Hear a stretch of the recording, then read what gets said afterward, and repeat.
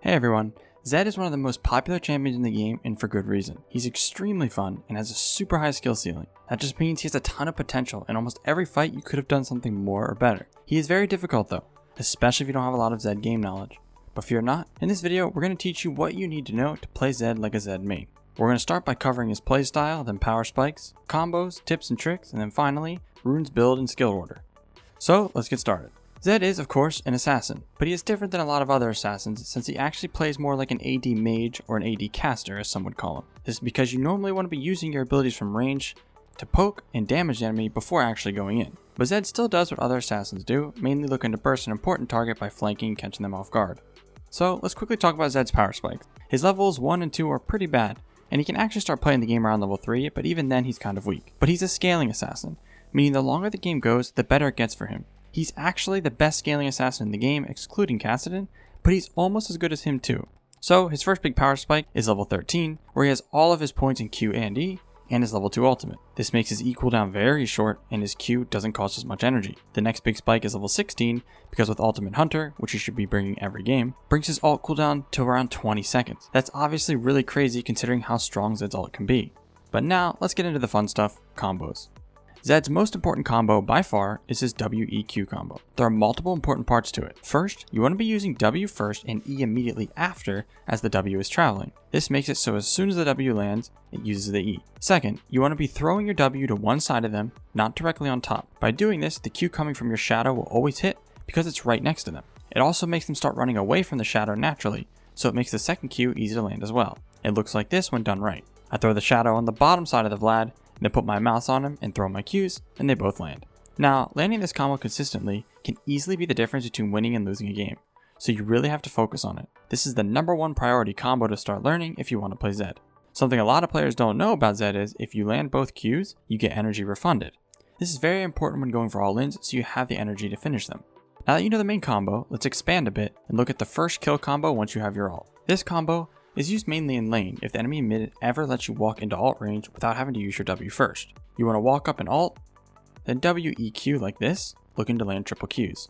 Now, a very common mistake for low elo Zeds is that as soon as they come out of the ult, they use E first. You don't want to do that because if you hit someone with a shadow E, it slows them. And if you hit them with a shadow E plus your own E, it slows them even more. So by ulting and then using W-E-Q right on top of them, they'll be slowed, making your Qs much easier to land. Another variation of this is super important for team fights. A lot of the time, it can be hard to get to the backline safely. So you will want to ult someone in the front, then W-E-Q a carry in the back. By ulting someone in the front, you get multiple benefits. First, it gives you a really nice shadow position to escape to. Second, it makes the carry that you are actually targeting feel very safe. In this example, I'm chasing the enemy Ori, but my actual target is Kate behind her.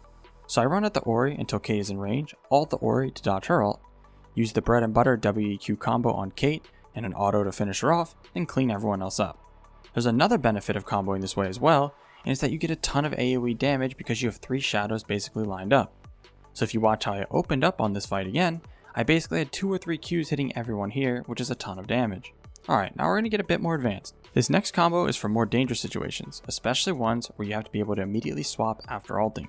Zed can't swap to his ult shadow for half a second after using it, and you can easily get CC'd in that half a second. So this combo helps a lot for that. Also, it's nice if you need to kite them out and not get hit. So I have a few clips here to show you how this one goes. The important part is dropping W first in a safe spot.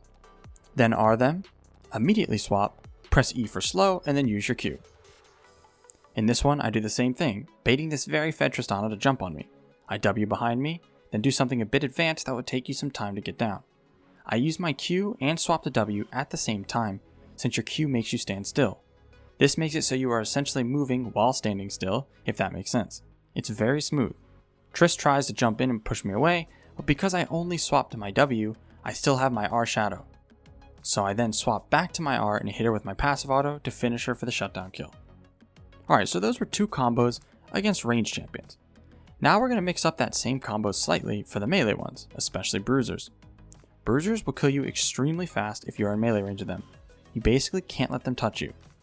So the combo is using W first when they are a bit further away like this. Now if I just swap to that W, I lose all of my options to kite.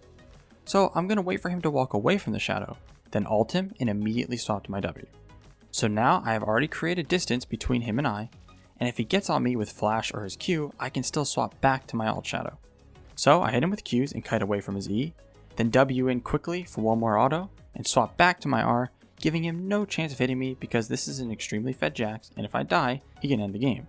He ends up just barely living, not getting hit by my Qs, but the concept here is kiting by using W first, then alting, and having an immediate swap to continue kiting. Alright, so those are the main Zed combos, and learning how and when to use which one is important and will take some time, but let's move on to some tips and tricks. The biggest tip I can give when it comes to Zed is, you have to understand how important his W is. Most of Zed's skill expression is in his W.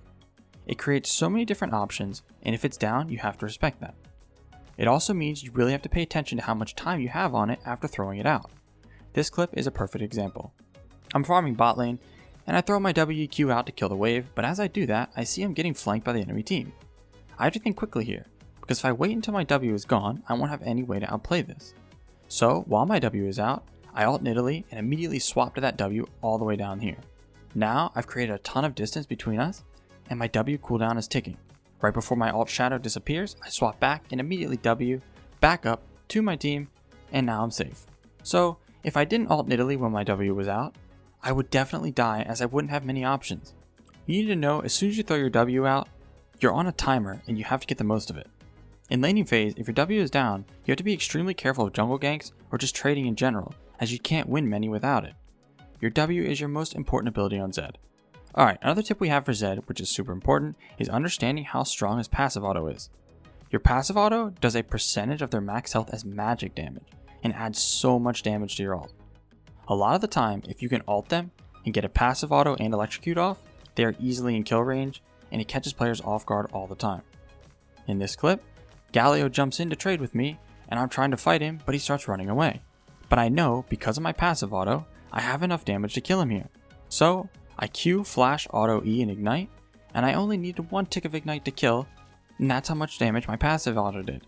Alright, now let's move to runes, builds, and skill order. For skill order, you want to grab Q, then E, then W, and max them in that order as well.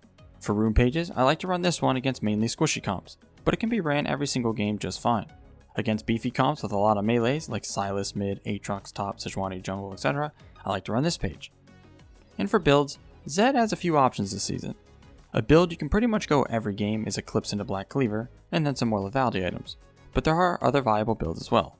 Prowler's Claw and Duskblade are both viable mythics, but you have to learn how to use them both effectively. Prowler's is very nice for that one extra gap closer. It's not really used for damage. It lets you save W for more important scenarios, or if your W is down, you can still chase someone that got away.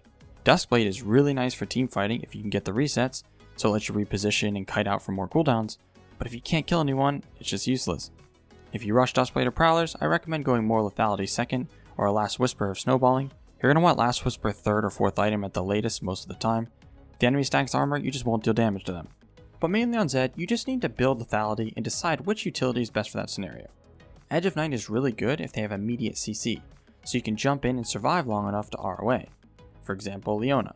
Serpent's Fang is great versus shields. Youmuu's is good versus high move speed comps, and Umbral Glaive is good if they have a lot of vision that you just can't clear.